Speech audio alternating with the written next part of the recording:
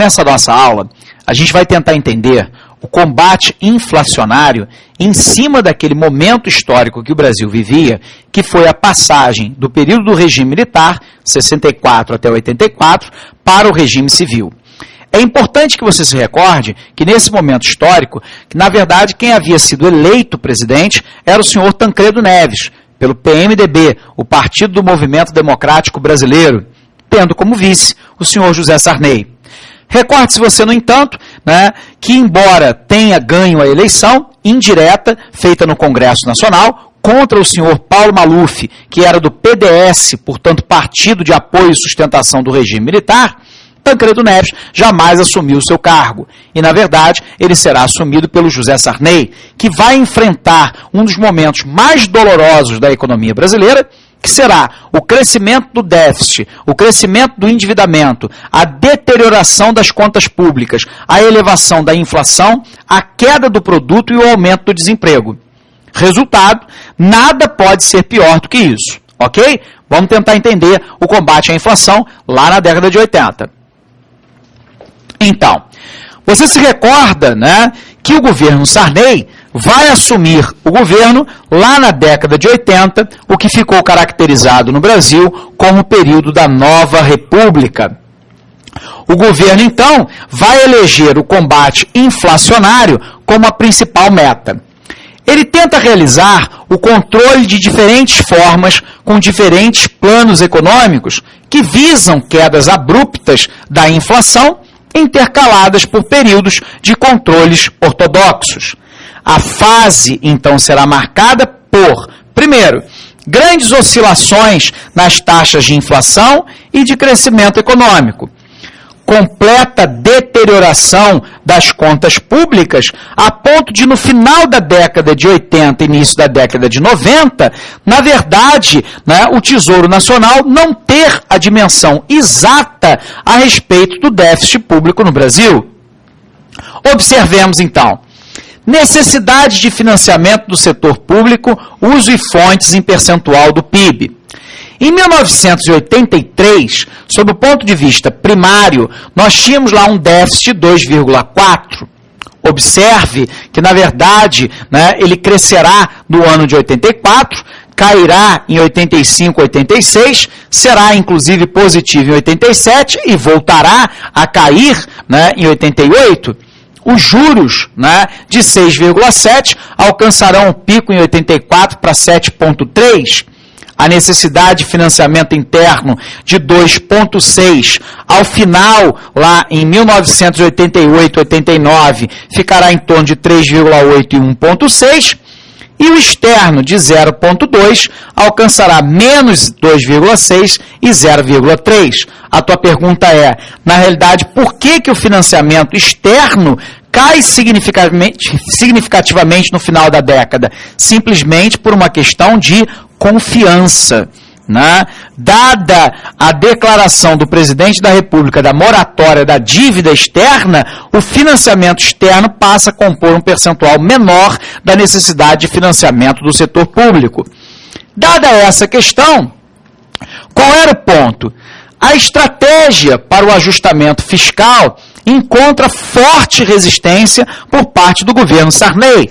E isso fica absolutamente claro, porque se eu quero adotar, na verdade, uma política fiscal que seja contracionista, isso implica em redução do gasto público e aumento da tributação. Isso, obviamente, desagrada a base de sustentação do governo, que quer, na verdade, a elevação do gasto público para gerar desenvolvimento, e esbarra, obviamente, na população brasileira, que já estava vivendo uma carga tributária ascensional desde a década de 1950. A posição era baseada em argumentos como o bom resultado fiscal em 84 minimiza, sentido de urgência na prorrogação fiscal em 85. Então, qual era o raciocínio? Era que, na verdade, o bom resultado em 84 dispensava o ajuste fiscal no ano de 85. Qual era, então, o diagnóstico oficial? o déficit público não era problema importante a ser atacado. Mas nós sabemos que, obviamente, o governo estava profundamente equivocado, porque o aumento do déficit público aumenta o endividamento, que aumenta a necessidade de financiamento do setor público, que, por sua vez, para poder atrair capital, dada a poupança interna extremamente baixa, é obrigado a oferecer taxas de juros muito elevadas. Taxas de juros muito elevadas que comprometem a capacidade de pagamento do setor público. Resultado, a moratória era quase que inevitável. O raciocínio, portanto, era que mais importante do que o tamanho do déficit eram as suas condições de financiamento. A possibilidade de empréstimos pela colocação de títulos evita o aumento na oferta monetária e previne a inflação. Ora, por um lado, isso está correto, se na verdade eu não vou financiar o crescimento da demanda agregada a partir da expansão monetária, mas por um outro lado eu tenho um problema. Todas as vezes que eu coloco títulos públicos no mercado, e sabendo-se que há uma deterioração das contas públicas, o investidor quer uma taxa de juros cada vez maior. Ora, se o investidor quer uma taxa de juros cada vez maior, a tendência é de aumentar o déficit, né, não o primário, mas aumentar o déficit total do governo e o endividamento de longo prazo. Sendo assim, né, em 84, foi proposto o reordenamento das instituições encarregadas de conduzir a política monetária e fiscal no nosso país. O governo encontrou sérias resistências na burocracia do Banco do Brasil, mais uma vez preocupado com a possibilidade de perda de poder político, em contraste com o relativo apoio dos burocratas do Banco Central, que viam na proposta a possibilidade de finalmente se verem livres da subordinação ao Banco do Brasil na condução da política monetária. Recorde-se você que, nesse momento, o condutor da política monetária no Brasil era o Banco do Brasil e não o Banco Central. A resistência do Banco do Brasil foi apoiada pela bancada dos deputados funcionários públicos, então em número relevante, e atravessou um processo em 2 anos. E atrasou o processo em 2 anos. Em 86, nós temos as primeiras tentativas de reordenamento institucional. Dá-se a separação entre o Banco do Brasil e o Banco Central do Brasil, onde, na verdade, o Banco do Brasil passa a ser um banco comercial como outro qualquer, embora tenha ainda uma função importantíssima de banco de fomento ao investimento de longo prazo, sobretudo no setor agropecuário. Nós temos o congelamento da chamada conta-movimento entre essas duas instituições, posteriormente eliminada. Nós temos a absorção pelo Orçamento Geral da União das operações fiscais contidas no orçamento monetário e a criação da Secretaria do Tesouro Nacional, consolidando o reordenamento institucional e, portanto, retirando poder político e econômico do Banco do Brasil. Em 88, o fim da conta-movimento do Banco do Brasil no Banco Central e a criação da Secretaria do Tesouro Nacional e a proibição do financiamento do Tesouro pelo Banco Central, expressa na Constituição de 1988, começa a dar o arcabouço, né, político e institucional para que o Brasil saia, né, do caráter de déficit crescente. Apesar da relativa melhoria institucional, a década de 80 vai se caracterizar predominantemente da corrente de economistas que ressaltava o caráter financeiro do déficit e rejeitava a necessidade de um ajuste fiscal como elemento-chave para uma política de estabilização, ou seja, na verdade tentava-se conter a expansão da base de moeda, da base de oferta monetária, em detrimento de um ajuste severo dos gastos do governo e também da questão da tributação. Vários planos de estabilização, ditos heterodoxos, que não tinham cláusula alguma de ajuste fiscal e cujo resultado, além de provocar o recrudescimento da inflação, gerou um pior déficit público.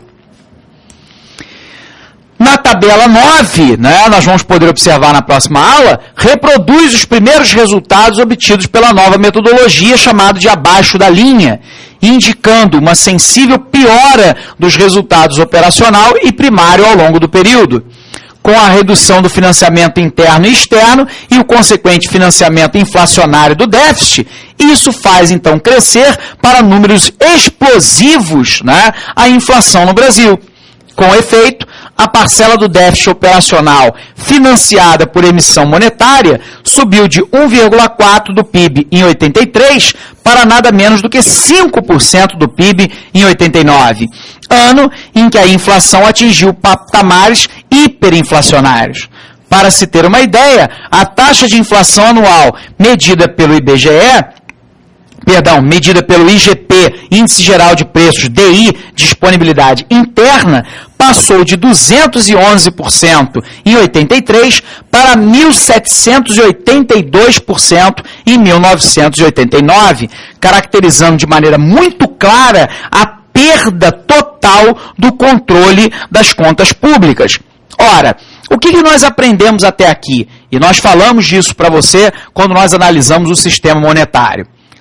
Se eu tenho uma expansão da base monetária através, por exemplo, né, da recompra de títulos públicos, mas também da queda da taxa de juros, do aumento dos gastos por parte do governo se financiando com expansão da oferta monetária. Ora, se nós somarmos todos esses fatores, o que nós teremos? O financiamento do déficit público a partir da expansão monetária, porém uma perda do valor real da moeda, uma depreciação do valor da moeda, o que incorrerá necessariamente no aumento do ímpeto inflacionário. Se a inflação, na verdade, não permite o cálculo adequado do orçamento público, não permite que o empresário faça um ajustamento do seu custo variável e não permite ao trabalhador saber qual é o custo efetivo da mercadoria no momento da compra e dado um financiamento, nós temos uma tendência de queda muito significativa do investimento, com elevação da inflação e automaticamente com elevação do nível de desemprego. E é isso, né, que a gente foi ver lá quando surgiu o primeiro plano cruzado. Ok? Vamos lá então? Um forte abraço para você e até a próxima aula.